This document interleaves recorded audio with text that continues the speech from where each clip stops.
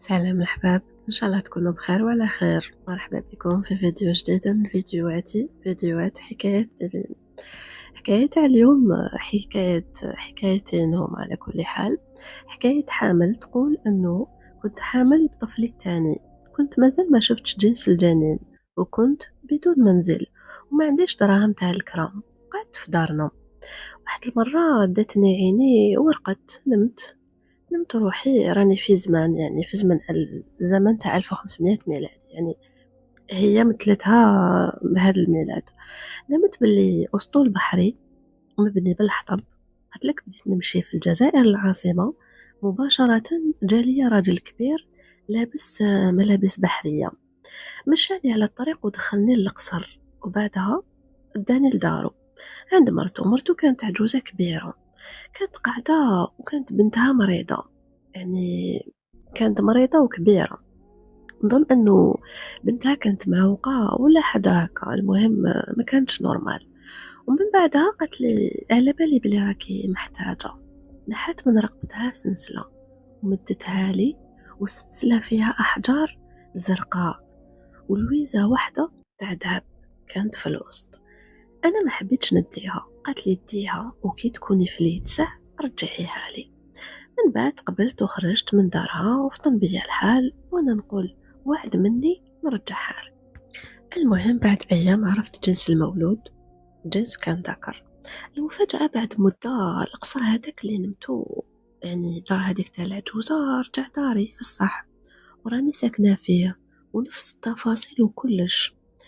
ومكان اللي كنت مريحة فيه العجوزة هو حاشاكم المجيرية في الكولوار. وانا وليت نحب نريح في هذاك المكان. هو قصر قديم بزاف، وكي ولدت رقدت ونشوف روحي نطير في السماء. كنت خايفة برك ولا نطيح على البيبي. والنوم جنيات يحبوا يسرقوا لي وليدي ويقولوا لي وليدنا. من بعد وليت نرقي. كي وليت نرقي وليدي ولاو عينو يجي فيهم سقوط الجفن، وهو كان محبوب وكان زهري قوي، والناس كانت تسمع له، يعني عنده زهر بزاف. حتى نحس كي شغل واحد يعاونو، يعني عكس خوه اللي كان أكبر منه. وكي راني نرقي صبت فيا مس من الجن، والجن دايما يقولوا على طفلي اللي وليدهم. وملي سكنت النوم منامات وتخرج شغل الجسد ديالي يخرج على الروح. وساعات نشوف عفايس ونقول بالك راني نتخايل برك، يعني باش ما نخافش. وانا ما اكذبش عليكم، نتخلع ونخاف. والقصر هذا اللي أنا نحكي لكم عليه مازلني ساكنه فيه، ودار بزاف نحبها. حبيت برك ندير ملاحظه، ملي القصر هذا ماشي القصبه، يقعد يروح بالكم للقصبه، ماشي القصبه. يقول الشاب هذا: أنا شاب من عشاق التخييم، خاصة مع الأصدقاء في الصيف. المهم في الصيف الماضي توجهت مع مجموعة من الأصدقاء لولاية سكيكدا، وبالضبط دائرة القل، بلدية الزيتون، شاطئ خناق مايو. وهو شاطئ اللي فيه شلال وبزاف ناس تحب تخيم فيه. المهم رحنا ليه أيام البكالوريا، ولهذا لقينا الشاطئ تقريبا كان فارغ. بعد ما وصلنا وحطينا العتاد تاعنا وجهزنا وجبة الغداء وريحنا ارتحنا شوية. بعدها تفكرنا باللي الماء اللي جبناه معنا خلاص وما بقالناش واش نشربه، وحتى الماء اللي عندنا سخن بزاف وما تقدرش تشربه بحكم هذا الشاطئ كان معزول وما كاش منين تجيب الماء البارد. يعني لازم واحد يديبلاسي بالسيارة تاعو البلدية واحدة أخرى باش يجيب لنا الماء من المحلات. قالوا لي روح انت.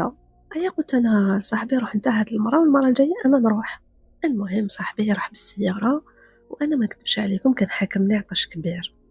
واللي راح لهاد الشاطئ يعرف باللي يصب فيه واد، وهاد الواد يشق غابه، واخر هاد الواد كان شلالات لكن بعد بزاف.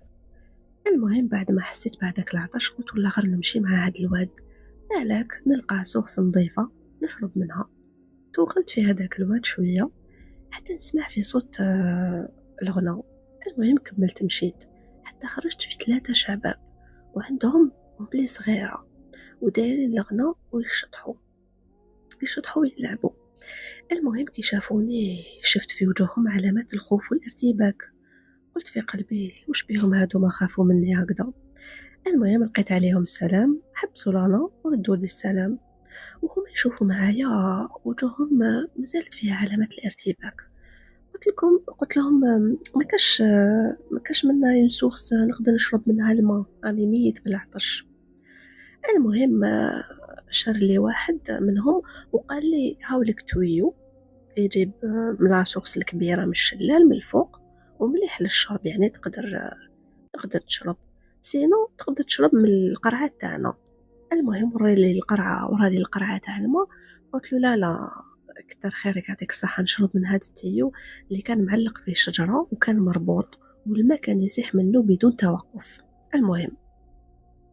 المهم شربت حتى ارتويت وشبعت، وكان الماء بارد بزاف وكان بنين.